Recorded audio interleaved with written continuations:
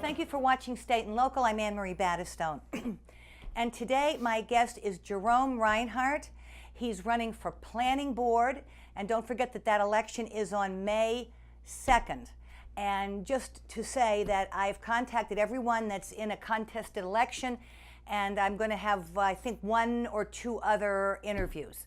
So if you're seeing this and you decide that you would like to be on, please get in touch with me, and my email should be on the lower third of the screen there.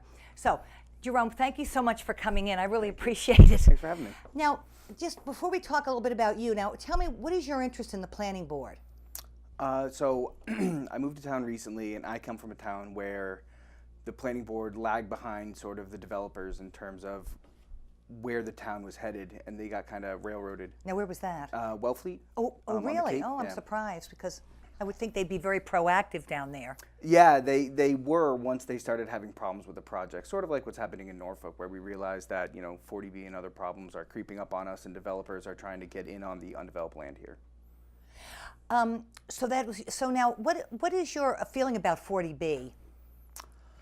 Well, it's a problem that we definitely have to deal with in town. I think we're at 4% affordable housing in town, and It's supposed to be 10 eventually, right? Yeah, so figuring out how we get that 6% handled is going to, sort of define how Norfolk moves forward as a town for our housing and schools and everything. Well, that's certainly true, because I know, I'm not in favor of the one at 144 Seekonk. Yeah. And it seems to me that I would imagine that maybe that's not going to go forward. Now, have you been attending the meetings for a while? We actually don't have that many meetings. I moved to town just recently and sort of only got interested in running for the planning board, so I haven't been able to go to the planning board meetings yet. Because I guess they're posted on the Virtual Norfolk. Yeah. On that website. But to get back to 144 Seekonk, I have a feeling I looked at the plans, and it looked to me like there was only one road in and no other road out, which I don't see how that could pass anyway. And I don't think they've even made their application to the town yet. Yeah, I think that one's in a holding pattern, or actually got turned down. Oh no, Seekonk didn't. The other one did. Now, which other one? Now, which one was this? I can't remember. Sorry, I'm still learning all of the different existing projects that we're sort of working with. But I mean, the projects that we are trying to move forward with, hopefully, will be. Did you maybe mean Cleveland Street? Is that what you were thinking of, maybe? Yeah, that could be it. The one on Cleveland? Yeah. But we're also hoping to maybe, or at least I am, avoid having some of the larger projects, like not having a 400 unit project go in and things like that, keeping the projects maybe smaller, while still addressing the affordable housing problem. Now, I don't know if 144 was going to be all 40B or part, and I think there was some rental up there, which I mean, we really don't, I mean, other than houses that are rented, we really don't have any rental here. Now, are you familiar with the kind of issues that might come up on a planning board? I mean, if you had any, particular, prior to this, any particular interest in town development and that sort of thing? Yeah, both of my parents were on the planning board, so it's been something that I've been sort of talking about for a large part of my life. And I'm an electrician, so I work on a lot of construction projects. Not any in town, but I'm just familiar with construction and sort of how that stuff. Okay, so you would be going for, there's an opening, there's somebody that is coming up for re-election. Yes. And then now, so now, can you tell me something about what you're an electrician? Now, do you work mostly in Norfolk, or where do you? I'm a commercial electrician, so like car dealerships, retail spaces, things like that. Right now I'm working in Weston, but I was in Norwood and kind of all over the place.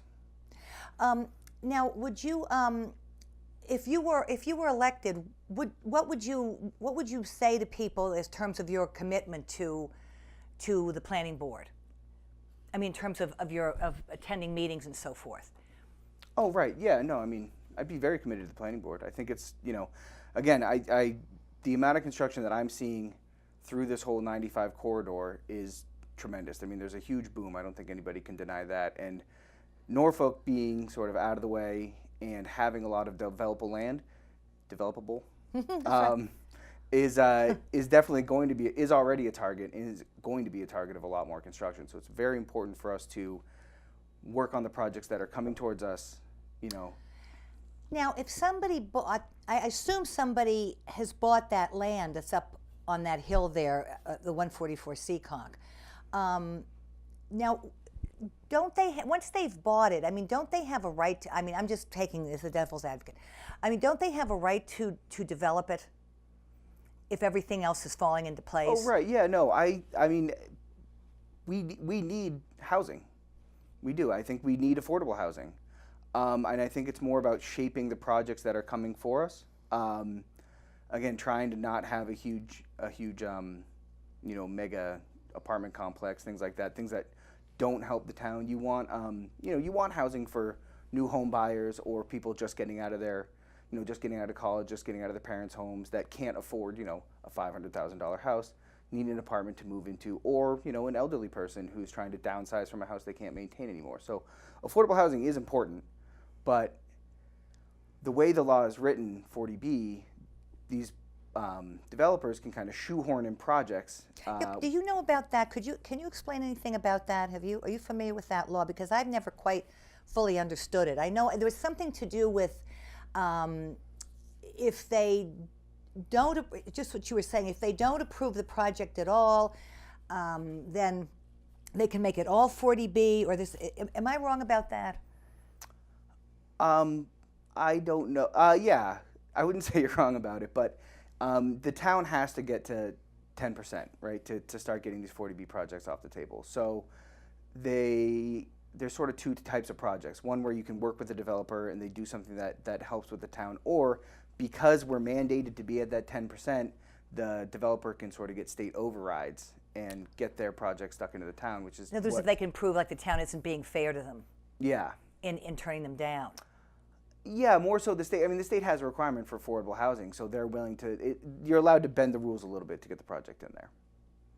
Well, I wonder if it has to do sort of also with the town showing a hardship in terms of the schools or the water. I know the water has been a big. Yeah, I actually I don't think the state considers that a lot of the times. I mean, if you do have problems with housing all or schooling all of the new kids or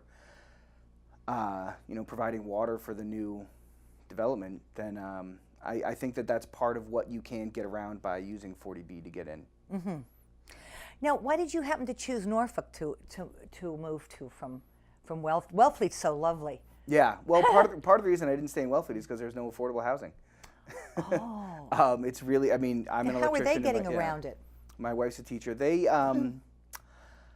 having to approve some projects, and they've been able to slow everything down, but they did some sort of smaller Habitat for Humanity stuff, and it's a much smaller town. There's a much lower housing density, so they have a lot. They're sort of on the hook for less houses. Mm-hmm. But how did you happen to pick Norfolk? Oh, my wife teaches at Wellesley High School, and it's about a 35-minute commute to her, and I wanted to live in the woods. Oh, are you you're not in a development then? You're in a No, we're in a single family home. No, I meant a single hit, but I mean, are you in a development where it's all built up? When you mentioned the woods, I mean, are you in an individual house that's not in a development? Yeah, we're sort of set back off of the road, and we're up against the Audubon Reservoir area there. Are you off 115? Yeah, 115. Oh yes, yeah. And there's some affordable housing down there. There's a big development down there, sort of across from the ball fields. Right. Yeah. Now tell me. What do you foresee yourself? What do you foresee yourself doing on the plant? I mean, now you have your expertise as an electrician, But what do you sort of foresee yourself doing on the planning board? So, I mean, I like the town. I love the town. That's why I moved here. I'd like to see the town move forward in sort of the same New England sort of center and like a nice town, town green. And we have a lot of green space, so I would probably be pushing for projects that helped, link up our green spaces so we have, wildlife corridors and maybe hopefully expand some of that. And I've heard people say there are trails, but I've never talked to anyone that's been on them, and I've certainly never been on them myself. But apparently there is some sort of a network of trails, and of course they did a pretty nice job with that playground there on I guess that's on Rockwood, I think. There and they kept a lot of space on there and in the back there. That was a farm back there. Will you be planning any kind? Will you be putting signs out, or will you be planning any kind of parties or coffees or anything? I'm hoping to schedule a couple of meet and greets at Silla's or Organic Buzz or some of the local businesses. Maybe something at Eagle Brook, just so I could, have a couple beers, talk to people. I do have a Facebook page. It's Reinhardt for Planning Board, and my email is reinhardtplanningboard@gmail.com. So if people do have any questions, want to get in touch with me. Now, how will people know when you're holding these little coffees and so forth? I'm going to post it on my Facebook page, and I'm going to post it on the Norfolk community page, the Facebook page. Now, where did you train for electrician? I actually was working up in Peabody before. That's a ways. Yeah, but when I moved down here, I couldn't. They were all North Shore businesses and things like that, so I got a job for a company out of Bourne. Now, do you have to be a yeoman how does that work? Do you have to work under somebody? I Yeah, understand that license is not easy to get. Yeah, it's a 4-year apprenticeship, and you have to take classes the whole time, and then you have to take a test. Now, where do you take those classes? They're all over the state. I took mine in Fall River. And then you have to work under somebody? Oh yeah. It's a full-on apprenticeship. You have to work with people and learn and sort of get the skills to be an electrician. Okay. Yeah. All righty. Well, so we'll look for the signs, and we'll look for and you're on Facebook, and so you let people know if you're going to be having any events. Mm-hmm. And I mean, I'll be doing the candidates night. Oh, that's right. When is that now? That's going to be The 25th. Oh, the 25th. Oh, that's right. All right, the candidates. Yes, that's important. And I assume everybody's going to show up for that, but there's not that many contested races, are there? No. Which I think is kind of too bad. I wonder if people. I mean, this is me. I mean, I just wonder if people feel like things are sort of dug in the boards, and so they would say, well, I'd be the newbie. Is anybody going to listen to me if they already got their agenda, in their minds set? Yeah. Now, Jeff Palumbo, is he still the head of the planning board? Jeff Palumbo? No, Jeff. Do you know him? Because he's a selectman. Oh, I think maybe he had to step down from that. He had been in charge of he'd been the head of the planning board. Yeah. Very nice guy. So, well, thank you for coming on. Oh, no problem. And good luck. Now, the election is going to be on May 2nd at the Kennedy School. So please show up to vote. My guest was. Can I say one more thing? Oh, sorry. yes, Sorry please. to interrupt. That's all right. There's actually a 40B talk at the library, I believe, on the 30th. Oh, that's right. Now, who's doing that? Do you know? I think his name's Kellerman. Is he from the state? I just read it. I can't remember his name, but he's a lawyer and he works on these projects, and he's a good person. It'll hopefully be Now, is he from town? Talk. Do you know? I think he lives in Medfield, but I'm not positive. But it should be a good talk. I've seen the flyers. It looks very informative. I'm definitely going to attend that. I did see that, and I had wanted to go to that myself. Yeah. So that's going to be the 30th at the library. Yeah. Probably around maybe 7 or 7:30, but people can call the library to find out. They had he may very well be from Medfield, because I know they had a big to-do over there about a 400 unit. Yeah. Yeah, I mean, Medfield, Plainville, all the towns around here have been having big projects going in. So, But I guess they stopped it in Medfield. I think they might have stopped. They may have stopped some projects. Some areas too. If you have a lot of projects already, if you have 16 projects on your sort of docket or in the process, you can defer other ones. But we are nowhere close to that, and we're so far behind on units that, we just have to play catch up. Because we're only at 4%. Yeah. I wonder where Medfield is, because I know there were people who were really kind of wrought up about that project, and I'm pretty sure that it's been stopped. But Medfield might have reached the 10% too, as well. Huh. Because they had some big housing projects going in there. Oh, they did. Yeah.